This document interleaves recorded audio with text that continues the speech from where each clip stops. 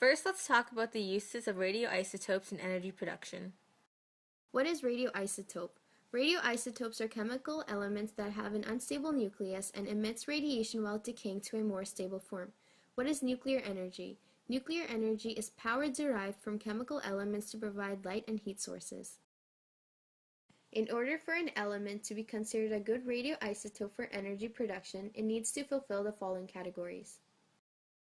Number 1, produces weakly penetrating radiation that can easily be contained. Number 2, it needs to produce at least a minimum of 0.2 kilowatts per kilograms of energy.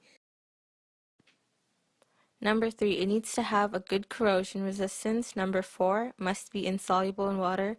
Number 5, needs to be a reasonably available material. Such elements that fulfill the above category are trans-uranium elements. These elements in properly protected containers provide intense sources of energy.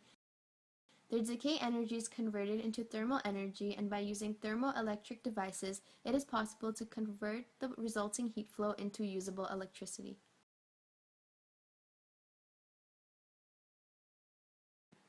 What is a Candu reactor? A Candu reactor is a Canadian-developed, pressurized heavy water reactor for generating electric power. In a Candu reactor, uranium-235 goes through the process of ionization to create energy. The uranium-235 heats up the control rods that allow the water to boil, creating steam. Steam then rotates a turbine, which then creates electricity. The generated electricity is then transferred to the electrical grid.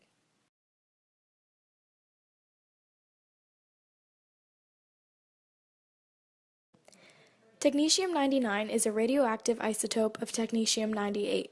It was discovered by Emilio Segre and Glenn T. Seaborg. It is produced by bombarding molybdenum-98 with neutrons in a process called beta emission. Technetium-99 is used in 20 million diagnostic nuclear medical procedures. Approximately 85% of diagnostic imaging procedures in nuclear medicine use this isotope as a radioactive tracer. It helps to evaluate the medical condition of the brain, thyroid, lungs, liver, gallbladder, kidneys, skeleton, blood, and tumors. Technetium-99 emits 140.5 electron volts of gamma rays. The half-life for its gamma radiation is 6 hours, long enough for diagnostic procedures and short enough to hardly affect the patient.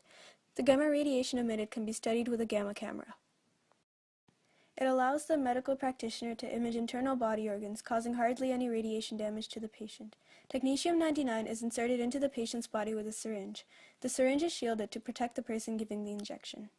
Basically, technetium-99 is used to allow medical practitioners and doctors to see inside the human body, much like an X-ray. In conclusion, technetium-99 is very useful for nuclear medical procedures in the modern day.